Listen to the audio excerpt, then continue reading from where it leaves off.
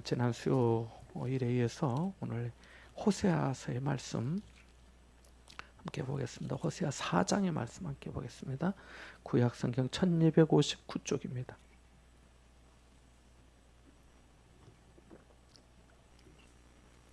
호세아 4장의 말씀입니다. 호세아 4장 1절에서 마지막 19절까지 함께 봅니다. 이스라엘 자손들아, 여호와의 말씀을 들으라. 여호와께서 이 땅 주민과 논쟁하시나니 이 땅에는 진실도 없고 인애도 없고 하나님을 아는 지식도 없고 오직 저주와 속임과 살인과 도둑질과 간음뿐이요 포악하여 피가 피를 뒤의미라. 그러므로 이 땅이 슬퍼하며 거기 사는 자와 들짐승과 공중에 나는 새가 다 쇠잔할 것이요 바다에 고기도 없어지리라. 그러나 어떤 사람이든지 다투지도 말고 책망하지도 말라. 네 백성들이 제사장과 다투는 자처럼 되었음이니라. 너는 낮에 넘어지겠고 너와 함께 있는 선지자는 밤에 넘어지리라. 내가 네 어머니를 멸하리라. 내 백성이 지식이 없으므로 망하는도다. 내가 지식을 버렸으니 나도 너를 버려 내 제사장이 되지 못하게 할 것이요 내가 네 하나님의 율법을 잊었으니 나도 네 자녀들을 잊어버리리라. 그들은 번성할수록 내게 범죄하니 내가 그들의 영화를 변하여 욕이 되게 하리라. 그들이 내 백성의 속죄 제물을 먹고 그 마음을 그들의 죄악에 두는도다. 장차는 백성이나 제사장이나 동일함이라. 내가 그들의 행실대로 벌하며 그들의 행위대로 갚으리라. 그들이 먹어도 배부르지 아니하며 음행하여도 수요가 늘지 못하니 이는 여호와를 버리고 따르지 아니하였음이니라. 음행과 묵은 포도주와 새 포도주가 마음을 빼앗느니라. 내 백성이 나무에게 묻고 그 막대기는 그들에게 고하나니 이는 그들이 음란한 마음에 미혹되어 하나님을 버리고 음행하였음이니라. 그들이 산 꼭대기에서 제사를 드리며 작은 산 위에서 분향하되 참나무와 버드나무와 상수리나무 아래에서 하니 이는 그 나무 그늘이 좋음이라. 이러므로 너희 딸들은 음행하며 너희 며느리들은 간음을 행하는도다. 너희 딸들이 음행하며 너희 며느리들이 간음하여도 내가 벌하지 아니하리니 이는 남자들도 창기와 함께 나가며 음부와 함께 희생을 드림이니라. 깨닫지 못하는 백성은 망하리라. 이스라엘아, 너는 음행하여도 유다는 죄를 범하지 못하게 할 것이라. 너희는 길갈로 가지 말며 베다연으로 올라가지 말며 여호와의 사심을 두고 맹세하지 말지어다. 이스라엘은 완강한 암소처럼 완강하니 이제 여호와께서 어린 양을 넓은 들에서 먹임같이 그들을 먹이시겠느냐. 에브라임이 우상과 연합하였으니 버려두라. 그들이 마시기를 다하고는 이어서 음행하였으며 그들은 부끄러운 일을 좋아하느니라. 바람이 그 날개로 그를 쌌나니 그들이 재물로 말미암아 부끄러운 일을 당하리라. 아멘. 지난 수예배도 말씀드리고 몇 번 말씀드린 것처럼 하나님과 이스라엘 백성들과의 관계를 부부 관계로 또 신랑과 아내 관계로 이렇게 묘사해서 은유적으로 설명하고 있는 말씀이 호세아서의 말씀입니다. 그것이 그러나 단순히 은유적인 것에만 그친 것이 아니고 실제로 호세아 선지자를 통해서 그런 어떤 음행한 아내 이름이 고멜이죠. 그녀가 사랑해도 또 나가고 또 자식을 낳았는데도 또 나가고 그러면서 발과 아세라를 찾으면서 그가 나를 사랑하고 그가 내게 먹을 양식과 기름과 옷을 준다면서 그렇게 하는 기가 막힌 일이 있었던 것을 2장에서 보았습니다.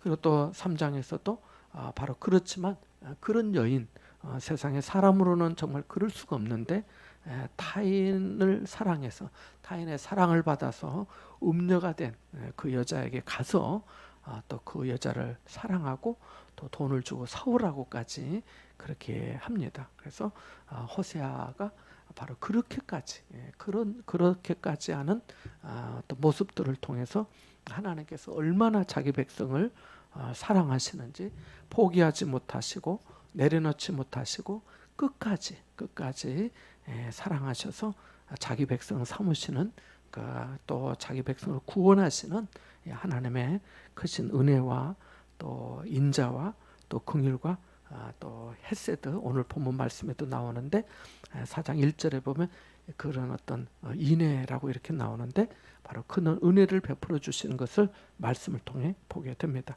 오늘 4장에서 몇 구절 말씀을 드리면 또 밑줄을 그어놓으면 좋겠는데 무슨 1절과 2절 중요한 말씀이고요. 1절, 2절 그리고 6절을 또 빼놓을 수가 없네요. 6절 말씀 그리고 14절 말씀 또 15절 말씀 그렇게 좀 표시를 하시면 좋을 것 같습니다. 15절 말씀까지. 자, 몇 가지 잠깐 함께 말씀을 좀 배우면서 또 생각해 보도록 하겠습니다. 여기 말씀해 보면 1절에 이렇게 말씀합니다. 하나님의 말씀을 들으라 라고 말씀합니다. 자, 먼저 첫 번째 교훈은 하나님의 말씀을 들어야 되겠습니다. 1절 말씀 한번 읽어보겠습니다. 1절 말씀 같이 봅니다. 이스라엘 자손들아 여호와의 말씀을 들으라. 여호와께서 이 땅 주민과 논쟁하시나니 이 땅에는 진실도 없고 인애도 없고 하나님을 아는 지식도 없고 이렇게 말씀합니다. 그래서 이 선지 애언서 전체에 들려주는 어떤 말씀 중에 마치 우리가 캐치프레이즈 같은 그런 말씀인데 이스라엘 백성들아 자손들아 또 여호와의 말씀을 들으라. 너희는 여호와의 말씀을 들으라 하면서 계속해서 수없이 촉구하고 있습니다. 왜 그럴까요? 듣지 않으면 안 되니까요. 듣지 않으면 오늘 본문 이후에도 나옵니다만 인간관계가 파괴되고 사회가 온통 죄로 가득하게 되기 때문에 그렇습니다. 그래서 1절 하반절에 보면 이 땅에는 진실도 없고 인애도 없고 하나님을 아는 지식도 없다. 그래서 진실과 인애와 하나님을 아는 지식이 없다라고 말씀합니다. 그래서 2장 19절 한번 읽어볼까요? 2장 19절과 20절 한번 다시 읽어보겠습니다. 2장 29절 20절입니다. 같이 봅니다. 내가 네게 장가들어 영원히 살되 공의와 정의와 은총과 긍휼히 여김으로 내게 장가들며 진실함으로 내게 장가들리니 내가 여호와를 알리라. 아멘. 그러니까 사실 4장 1절 말씀과 2장 19절 20절 말씀을 이렇게 보자면 대조해 보면은 반대되는 것을 보게 됩니다. 4장 1절에서는 이 땅에 진실도 없고 인애도 없고 하나님을 아는 지식도 없다 했습니다. 그런데 2장 20절에는 하나님을 알게 될 거라고 말씀합니다. 진실함으로 내가 너에게 장가들 거라고 합니다. 그러면 그 땅이 진실함이 있게 되는 것이고 그 땅이 하나님을 알게 되는 것이죠. 그래서 뿐만 아니라 2장 19절에도 정의와 공의와 또 은총과 긍휼이 여김으로 너에게 장가들 것이다 라고 말씀하시니까요. 그래서 이스라엘 백성들의 어떤 지금의 영적인 형편 그리고 도덕적이고 윤리적인 어떤 기준들이 완전히 무너진 것을 보게 됩니다. 자, 이 4장 1절만 봐서는 얼마나 무너졌는지 알 수가 없는데요. 우선 2절을 보기 전에 말씀드린 것처럼 듣지 않으면 배울 수가 없고 또 배우지 않으면 지식이 없게 되죠. 아는 게 없으니까요. 또 그래서 로마서 10장 17절에도 믿음은 들음에서 나고 들음은 그리스도의 말씀으로 말미암는다라고 말씀하고 있습니다. 그래서 우리가 오늘 이렇게 성경 통독 우리 카톡방에도 오늘 그 요한계시록 22장까지 다 읽어서 아멘 주 예수여 오시옵소서 아멘 하고 마쳤는데 얼마나 감사한지 몰라요. 또 아직 못하신 분들도 있긴 있지만은 어쨌든 하나님의 말씀을 듣고 들어야 하나라도 남는 거예요. 그렇게 해야 하나님의 말씀이 한마디의 말씀이라도 한 구절이라도 내 마음에 새겨지고 또 내 생각과 가치관으로 형성이 되어서 성도의 삶을 살게 되는 것이죠. 그래서 항상 하나님의 말씀을 듣기를 즐겨해야 되겠다는 것입니다.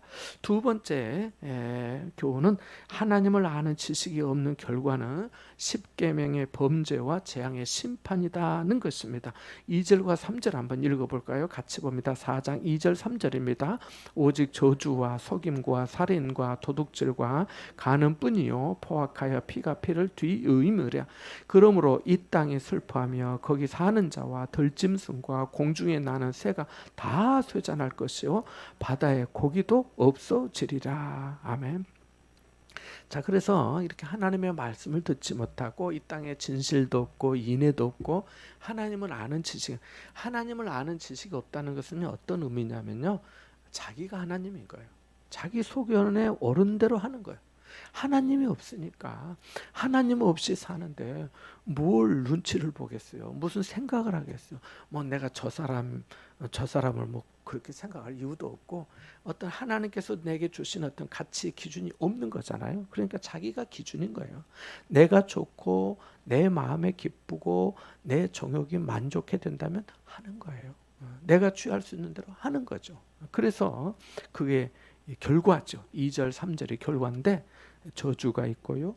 속임이 있고요. 그 다음에 살인, 도둑질, 간음뿐이요라고 말합니다. 십계명에 6, 7, 8 살인, 또 간음, 도둑질 계속 나오잖아요. 그래서 하나님께서 주신 계명을 완전히 다 없는 거죠. 다른 사람이 아니라 지금 이 이스라엘 백성들 하나님으로부터 계명과 율법을 받은 그들이 없다고 생각하고 사는 거예요. 본래 이방인들은 그렇게 산다고 해도 그럴 수 있죠. 그러나 하나님의 백성이 그렇게 산다는 것은 그거는 아닌 거잖아요. 그래서 바로 그것을 말씀해 주고 있습니다. 자, 포악하여 피가 피를 뒤이음이라 이렇게 말씀합니다. 이것은 마치 이 막혔던 것이 거침없이 터져 나오는 것을 의미합니다. 그래서 이 어떤 뭐랄까 무슨 보자기가 막 본물 터지듯이라고 표현을 하잖아요. 바로 그것을 말합니다. 그런데 피는 사람의 생명을 상징하잖아요. 그러니까 피가 피를 뒤이은다라고 하는 말씀은 무고한 생명이 계속해서 희생과 또 죽임을 당하고 있다고 하는 것을 이렇게 묘사하고 있습니다. 자, 2절 말씀은 인간 세상. 인간들에게 일어나는 일이에요. 사회의 문제, 사람들 간의 문제, 속이고 저주하고 도둑질하고 간음하고 포악하고 사람이 사람을 죽이지 뭐 짐승이 사람을 얼마나 죽입니까? 그런 일인 거예요. 근데 3절에는 아니에요. 3절에는 자연 세계를 말하고 있습니다. 그래서 이 땅이 슬퍼하며 거기 사는 자와 아까 4장 1절 말씀에 보면 이 땅에는 진실도 없고 인애도 없다 했어요. 하나님을 아는 지식도 없다 했어요. 그래서 땅이 다 황무지가 된 거죠. 완전 죄로 간영하게 가득하게 되었는데 그것만이 아니라 3절에 보니까 땅이 슬퍼한다. 마치 땅이 인격이 있는 것처럼 묘사하고 있습니다. 그래서 거기 사는 자와 들짐승, 공중에 나는 새가 다 쇠잔할 것이고 심지어 바다에 고기도 없어지리라 라고 말합니다. 바다도 마른다는 거예요. 바다도 가뭄진다는 거예요. 그래서 하나님께서 이 사람의 죄로 말미암아 자연적인 저주와 재앙이 오는 것을 말씀해 주고 있습니다. 그래서 극심한 가뭄도 말씀한 거예요. 바다의 고기도 없어질 것이고 하늘엔 공중에 나는 새도 다 쇠잔하게 될 것이다 라고 말씀합니다. 그래서 우리 아모스 4장 6절 9절 한번 읽어볼까요? 호세아 다음에 했는데요. 아모스 4장 6절에서 9절 말씀 한번 찾아 읽어보겠습니다. 아모스 4장 6절에서 9절입니다. 1278쪽인데요. 같이 한번 읽어볼까요? 아모스 4장 9절에서 4장 6절에서 9절까지 또 내가 너희 모든 성읍에서 너희 일을 깨끗하게 하며 너희의 각 초소에서 양식이 떨어지게 하였으나 너희가 내게로 돌아오지 아니하였느니라 여호와의 말씀이니라. 또 추수하기 10달 전에 내가 너희에게 비를 멈추게 하여 어떤 성읍에는 내리고 어떤 성읍에는 내리지 않게 하였더니 땅 한 부분은 비를 얻고 한 부분은 비를 얻지 못하여 말랐음에 두세 성읍 사람이 어떤 성읍으로 비틀거리며 물을 마시러 가서 만족하게 마시지 못하였으나 너희가 내게로 돌아오지 아니하였느니라 여호와의 말씀이니라. 내가 곡식을 마르게 하는 재앙과 깐부기 재앙으로 너희를 쳤으며 팥중이로 너희의 많은 동산과 포도원과 무화과 나무와 감람나무를 다 먹게 하였으나 너희가 내게로 아니하였느니라 여호와의 말씀이니라. 아멘. 여기서 뭐 많은 어떤 재앙과 이 자연의 어떤 어려움들, 또 추수 석 달 전에 비를 내리게 해서 먹을 것도 별로 없도록 하고, 또 어떤 사람은 비틀거리면서 물을 마시러 갔다가 만족하게 마시지 못하고 여전히 목마르고 허기짐에도 불구하고 중요한 것은 그래도 너희가 내게로 돌아오지 않았다라고 하는 것입니다. 그래서 8절에 너희가 내게로 돌아오지 아니하였느니라, 9절에 너희가 내게로 돌아오지 아니하였느니라, 6절에 너희가 내게로 돌아오지 아니하였느니라고 수차례 말씀하고 계시네요. 돌아와야 되는데도 그 고통과 어려움을 당하면서도 안 돌아오는 거죠. 왜요? 완강해서 완고해서 그런 거죠. 오늘 다시 본문 호세아 4장 16절 말씀에 우리 지난 시간에도 배웠지만은 이스라엘은 완강한 암소처럼 완강하니라고 말씀합니다. 말을 안 듣는 거예요. 절대 꿈쩍하지 않아요. 바알을 섬길 때는 너무 신속하게 있는 거 없는 거 다 갖다 주면서 하나님 앞에 돌아오는 것은 그렇게도 안 하는 거예요. 그것을 하나님께서 말씀하고 계시는 겁니다. 그래서 바로 이 인간의 죄, 하나님과의 어떤 관계가 틀어질 때 그 어떤 참사, 그 결과가 속임과 살인과 도둑질과 간음뿐만 아니라 이 땅도 슬퍼하고 저주를 받는다는 것입니다. 실제로 창세기 3장 17절 19절에도 마찬가지예요. 아담과 하와에게 하나님께서 너희가 왜 선악을 알게 하는 나무를 따먹었느냐라고 하시면서 너희는 이제 앞으로 이렇게 살아야 될 거다라고 하시는 말씀이 이렇게 말씀합니다. 땅은 너로 말미암아 저주를 받고 땅이 네게 가시덤불과 엉겅퀴를 낼 것이라라고. 땅이 너로 말미암아 저주를. 땅은 아무 짓도 하지 않았어요. 땅은 아무 짓도 하지 않았어요. 땅은 그대로 있었어요. 그럼에도 불구하고 아담을 통해서 하와 때문에 그 땅까지 저주를 받아서 오늘 말씀에는 슬퍼한다고 했고, 또 땅이 내게 가시덤불과 엉겅퀴를 낼 거라 그렇게 말씀하세요. 그것을 먹고 살려면 그걸 거둬야 되잖아요. 헤집어야 되잖아요. 거기 그렇게 해서 경작하고 파종하고 수확해야 되니까 얼마나 힘들겠어요. 얼마나 수고롭겠어요. 그래서 인생이 수고로운 인생이 된 것이지요. 그래서 바로 이런 어떤 궁극적인 일들이 요한계시록에는 새하늘과 새 땅이라고 해서 나오는 겁니다. 그래서 생명수 강가가 나오는 거고 말씀하고 있는 겁니다. 이 땅에서는 모든 땅들이 슬퍼하고 저주도 받고 하지만 하나님의 나라, 하나님께서 예비하신 그 천국은 새하늘과 새 땅, 우리가 생각하기에 어떻게 이렇게 상상할 수가 없으니까 새하늘과 새 땅이라고 말씀해 주신 거예요. 하나님께서 모든 만물을 새롭게 하시는 줄 믿습니다. 그것이 바로 우리에게 예정되어 있고 약속되어 있는 것입니다. 자, 오늘 또 본문에서 중요한 책임을 묻는 대상이 나오는데요.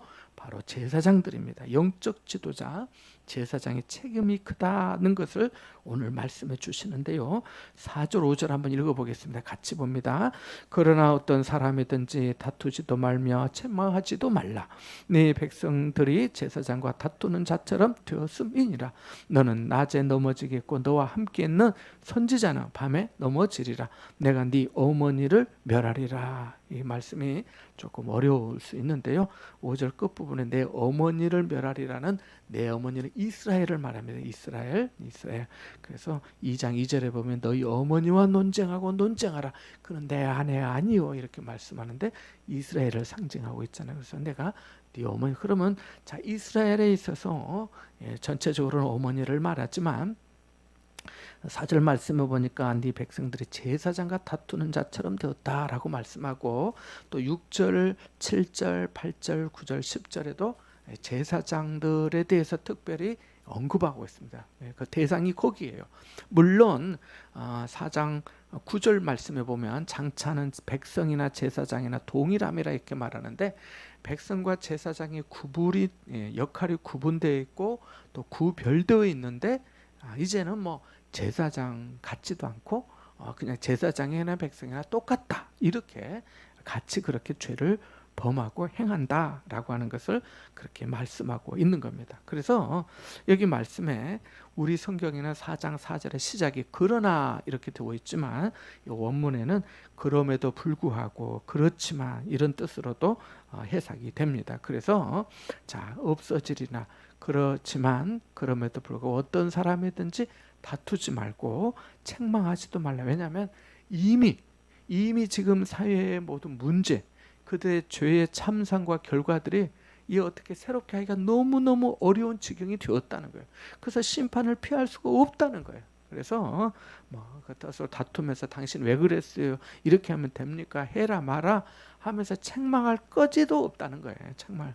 그래서 책망을 듣는 것도 은혜인데 그럴 필요도 없게 되었다라고 하는 것을 이렇게 말씀해 주고 있습니다. 그래서 바로 그러한 말씀을 말씀합니다. 우리 8절 말씀 한번 읽어볼까요? 8절입니다. 그들이 내 백성의 속죄 제물을 먹고 그 마음을 그들의 죄악에 두는도다. 속죄 제물로 제사하는 사람이 제사장이잖아요. 바로 거기에 마음 쓰고 또 그들의 죄악이 그 마음께 있다는 거예요. 그래서 5절 말씀에 보면 너는 낮에 넘어지겠고 제사장이 낮에 넘어지겠고 너와 함께 있는 선지자는 밤에 넘어지리라.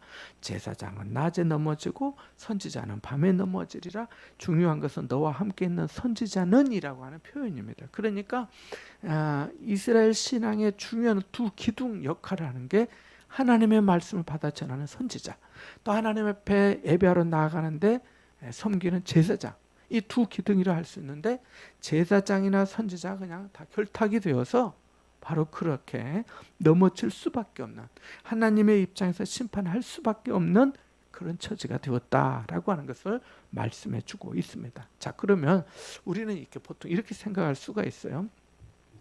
우리가 아는 선지자, 우리가 아는 제사장은 다 좋은 사람 아닌가? 맞습니다. 성경에 있는 인물들은 엘리야 선지자나 또 엘리사 선지자나 다른 또 미가의 선지자나 이 호세아 선지자나 또 이후로 나오는 어떤 아모스 선지자 다 좋은 사람들. 그러나 당시에 이런 사람들만이 아니라 직업으로 먹고 살기 위해 사는 이 선지 학교에 또 들어가서 사는, 그러면서 하나님과 어떤 밀접한 어떤 영적인 그런 관계와 없이 별도로 그렇게 사는 사람들도 있었고 제사장도 마찬가지입니다. 제사장도. 그래서 바로 그런 어떤 거짓 선지자가 그래서 나오는 거예요. 여기에는 말씀하고 너와 함께 있는 선지자는 바로 그 거짓 선지자들을 말씀하고 있는 거예요. 그래서 우리가 하나님의 말씀을 이렇게 보고 배울 때 그런 사람들이 있었구나라고 하는 것을 우리가 좀 생각하면서 보아야 되겠습니다. 자, 이렇게 해서 하나님께서 이 제사장과 선지자가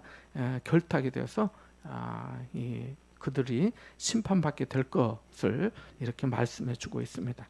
자, 우리 아까 6절 말씀 읽어 보았는데요. 다시 한번 읽어 보겠습니다. 시작. 내 백성이 지식이 없으므로 망하는도다. 내가 지식을 버렸으니 나도 너를 버려 내 제사장이 되지 못하게 할 것이요. 내가 내 하나님의 율법을 잊었으니 나도 네 자녀들을 잊어버리리라. 아멘. 지식이 있어야 합니다. 그래야 또 깨닫게 되고 하나님을 알아야 됩니다. 우리 14절 말씀도 한번 읽어볼까요? 6절과 14절 말씀 중요한 말씀인데요. 같이 봅니다. 14절 너희 딸들이 음행하며 너희 며느리들이 간음하여도 내가 벌하지 아니하리니 이는 남자들도 창기와 함께 나가며 음부와 함께 희생을 드림이니라. 깨닫지 못하는 백성은 망하리라. 아멘. 그래서 6절에서 내 백성이 지식이 없어서 망했다라고 말씀합니다. 그리고 하나님의 율법을 잊어버렸다라고 말씀하고 네가 지식을 버렸다고도 말씀합니다. 그러니까 단순한 무지를 말씀한 게 아니에요. 그냥 버린 거예요. 그래서 이 버렸다고 하는 원래 본문의 표현이 업신여기다는 게 멸시하다는 뜻이에요. 네가 지식을 멸시하고 버리고 내 하나님의 율법을 잊었으니 나도 네 자녀를 잊겠다라고 말씀합니다. 그래서 내가 나도 너를 버려서 내 제사장이 되지 못하게 하겠다는 거예요. 베드로전서 2장 9절에 우리는 왕 같은 족속이요 제사장이요 거룩한 나라요라고 말씀했는데 바로 그 회복시켜 주신 것이죠. 회복시켜 주신 거. 왜냐하면 이제 너희가 그리스도를 알고 하나님을 아는 백성이 되었기 때문에 그렇게 말씀해 주신 것이죠. 우리 5장 4절 한번 읽어볼까요? 5장 4절 같이 봅니다. 시작. 그들의 행위가 그들로 자기 하나님에게 돌아가지 못하게 하나니 이는 음란한 마음이 그 속에 있어 여호와를 알지 못하는 까닭이라. 아멘. 그래서 6절 말씀에 보면 내 백성이 지식이 없어 망한다고 말씀하고 14절 말씀에 보면 깨닫지 못하는 백성은 망한다고 말씀하고 5장 4절 말씀에도 보면은 하나님을 알지 못하는 까닭이라고 말씀합니다. 우리가 아까 배웠지만 4장 1절에도 끝부분에 하나님을 아는 지식도 없고라고 말씀했어요. 그래서 하나님 아는 것을 호세아 전체에서 얼마나 강조하고 있는지 몰라요. 그냥 단순히 지식적으로 조금 성경이 모세오경이 창세기부터 신명기까지구나, 성경이 66권이구나, 구약이 39권이고 신약이 27권이구나, 이렇게 되었지라고 하는 그런 지식 말고 하나님과의 영적으로 인격적으로 깊은 사귐이 있는, 요한일서 1장에 표현되는 것처럼 그리스도와 사귐이 있는 것을 말씀하고 있거든요. 근데 그것이 없으면 결국은 지식이 없어 망하고 하나님을 알지 못하고, 그래서 나중에 호세아 6장 3절에 가면 이렇게 아주 촉구합니다. 한번 가볼까요? 6장 3절 말씀, 중요한 말씀인데 같이 보겠습니다. 호세아 6장 3절입니다. 그러므로 우리가 여호와를 알자, 힘써 여호와를 알자. 거기까지 보죠. 거기까지 우리가 여호와를 알자, 힘써 여호와를 알자. 그래서 이 알자라고 하는 이 단어가 이 야다으라고 하는데 띠아트라고 하는 그런 말이기도 하고요. 그래서 이 아는 지식은 피상적으로 아는 것이 아니라, 신상 정보 정도 아는 것이 아니라 상대방과의 직접적인 관계, 그 사람의 본질을 아는 것, 마치 부부와 어떤 부부간에 서로 아는 것처럼 바로 그것을 말씀해 주거든요. 그래서 하나님을 아는 지식이 있어야 되는 거예요. 그래야 순종도 하고, 그래야 감사도 하고, 그래야 하나님을 경외하지 않겠습니까? 그래서 바로 그러한 것을 오늘 말씀에서 우리에게 중요하게 강조하고 있는 것입니다. 자, 그런데 그렇지 않았던 거죠. 7절 말씀 한번 읽어보겠습니다. 7절 같이 봅니다. 4장 7절입니다. 그들은 번성할수록 내게 범죄하니 내가 그들의 영화를 변하여 욕이 되게 하리라. 그것은 내가 너를 버려서 내 제사장 되지 못하게. 그러니까 우리가 이 제사장은 뭐예요? 제사장 예배하는 사람이잖아요. 제사하는 사람이잖아요. 정말 속죄 제사를 드리기도 하고 화목제를 드리고 번제를 드리는 사람이에요. 오늘날로 말하면 하나님 앞에 예배하는 모든 하나님의 백성을 뜻하는 거 아니겠습니까? 그런데 그 예배할 수 있는 그 은혜, 예배할 수 있는 것도 은혜인데 그렇지 못하게 하시겠다고 한 거 아니에요. 왜냐하면 그들이 번성할수록 범죄하고 하니까 그들의 영화를 변하여 욕이 되게 하겠다. 그들이 내 백성의 속죄 제물을 먹고 그 마음을 그들의 죄악에 두었기 때문에, 그러니까 마음이 하나님께 없고 속죄 제물에 있고 죄의 마음이 있었던 거죠. 그러니 하나님께서 그걸 다 버리고 그렇지 못하게 하겠다라고 말씀하고 계신 겁니다. 자, 20절에 또 분명히 말씀합니다. 끝절에 특별히 말씀하는데 여호와를 버렸다고 말씀합니다. 이 20절이 아니라 10절, 4장 10절 같이 봅니다. 그들이 먹어도 배부르지 않냐며 음행하여도 수요가 늘지 못하나니 이는 여호와를 버리고 따르지 아니하였음이니라. 아멘. 그래서 6절부터 4절부터 10절까지 전체 이 제사장, 하나님의 말씀을 가르치고 부정하지 않은지 판별해야 되고, 하나님 앞에 예배드리는 이 사람들이 오히려 그렇지 못한 거에 대해서 선지자도 그렇고 해서 그들에 대해 하나님께서 심판하시겠다라고 하는 말씀을 이렇게 말씀하고 있습니다. 그래서 우리가 또 그 이후에 이 음행과 묵은 포도주 나온다. 우리 11절 말씀 한 절 읽어볼까요? 같이 봅니다. 음행과 묵은 포도주와 새 포도주가 마음을 빼앗느니라.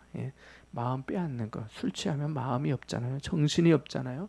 음행도 마찬가지예요. 그래서 마음을 다른 것에 빼앗기지 않고, 여기 제사장들은 마음을 하나님을 버렸다고 말씀하고 마음이 죄악에 두었다고 18절에 말씀했는데 마음이 하나님께서 떠나면 다른 무언가에가 가 있는 거죠. 다른 무언가에가 술에 가 있을 수도 있고 또 다른 어떤 물질이나 음행이나 또 다른 것들을 마찬가지. 그래서 마음이 항상 하나님 앞에 고정되고 또 향할 수 있도록 우리가 하나님의 은혜를 구해야 될 줄 믿습니다.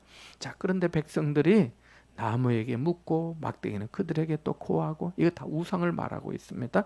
13절에 분향하는 것, 작은 산 위에서 분향하고 산꼭대기에서 제사하고 참나무, 버드나무, 상수리나무 다 우상의 자리를 말씀하고 있어요. 그 나무 그늘 아래서 음행하는 것까지도 말씀하고 있습니다. 그래서 14절에 이런 일은 쭉 아까 읽어본 것처럼 말씀하고 깨닫지 못하는 백성은 망하게 될 것이다 라고 말씀합니다. 그래서 깨닫는 것이 얼마나 중요한지 모릅니다. 시편 49편 20절 말씀에 보면 존귀하나 깨닫지 못하는 사람은 멸망하는 짐승 같다라고 말씀하였고, 예수님도 마가복음 8장 21절에서 제자들에게 아직도 깨닫지 못하느냐고 말씀하셨습니다.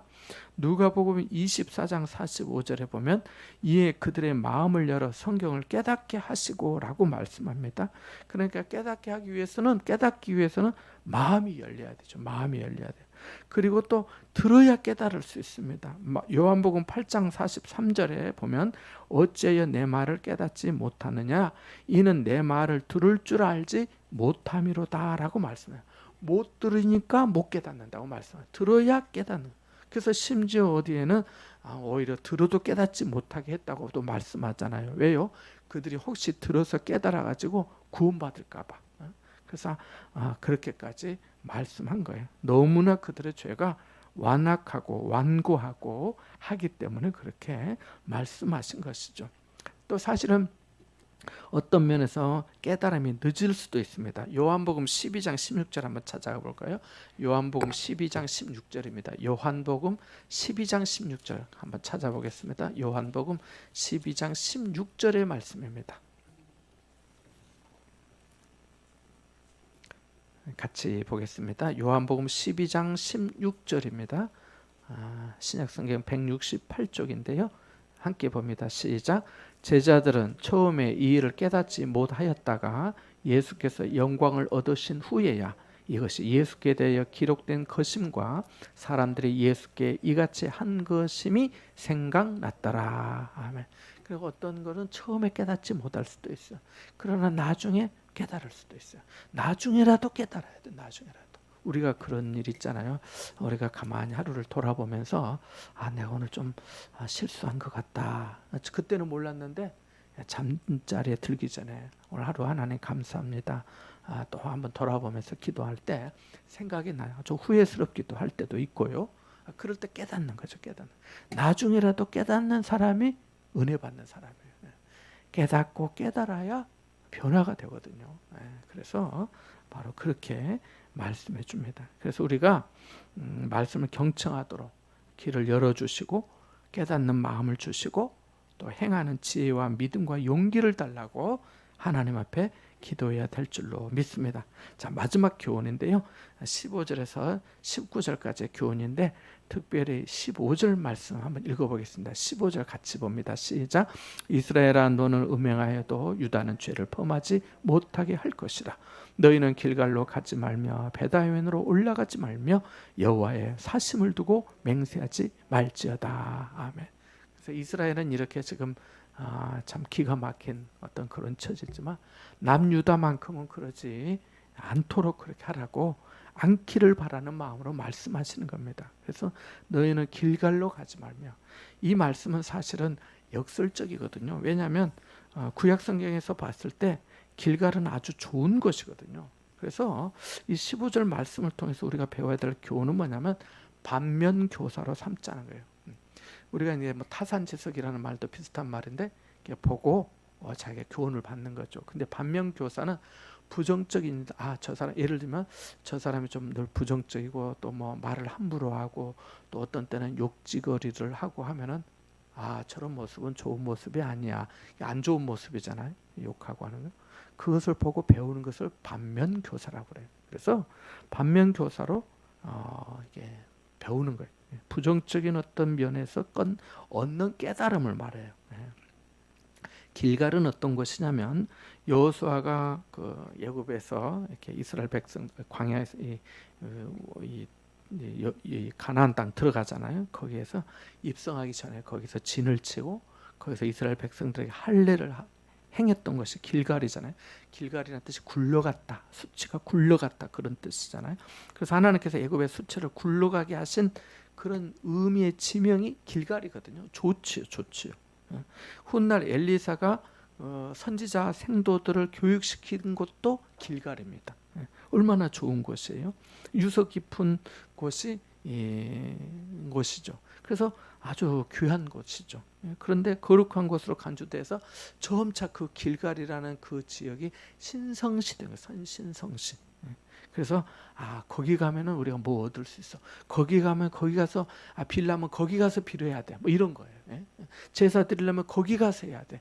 거기 가서 하면 돼. 이런 게 된 거예요. 그러니까 길갈로 가지 말라고 한 거예요. 전에는 길갈로 갔는데 가지 말라고 말씀하신 거예요.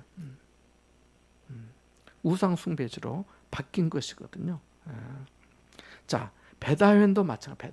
베다웬도 문자적으로 베델이라고 하시죠. 베델은 하나님의 집이라는 거예요. 야곱이 집 떠나가지고 갈 때 이곳이 하나님의 집이로다 라고 내가 알지 못했다고 꿈꾸고 난 다음에 말하잖아요. 그리고 거기를 베델이라 하리라라고 하죠. 베델은 하나님의 집이에요. 하나님의 집. 근데 여기 보니까 베델로 가지 말라고 하죠. 베델로 가지 말라고. 이 베델도 좋은 의미의 장소였는데도 불구하고 베다웬이 된 거예요. 베다웬으로 가지 말라. 베다웬이 뭐냐면 허무의 집이라는 뜻이에요. 그러니까 하나님의 집이었는데 허탄한 집, 허무한 집이 된 거예요. 그러니까 거기 가지 말라고, 올라가지 말라고 말씀하고 있는 거예요. 그래서 기가 막히게 이렇게 바뀐 거예요. 우리가 어떤 사람이나 어떤 장소나 이것을 신성시하는 것이 아니라 우리가 거룩하게 우리가 경외하고 예배할 분은 오직 하나님뿐인 줄로 믿습니다. 그 대단히 중요해요. 그래서 바로 그것을 말씀해 주고 있어요. 그래서 17절 18절에도 에브라임이 이스라엘의 대표 지파잖아요. 그래서 에브라임이 우상과 연합하였으니 버려두라. 그냥 유기한 거예요. 그래, 안 듣는 거예요.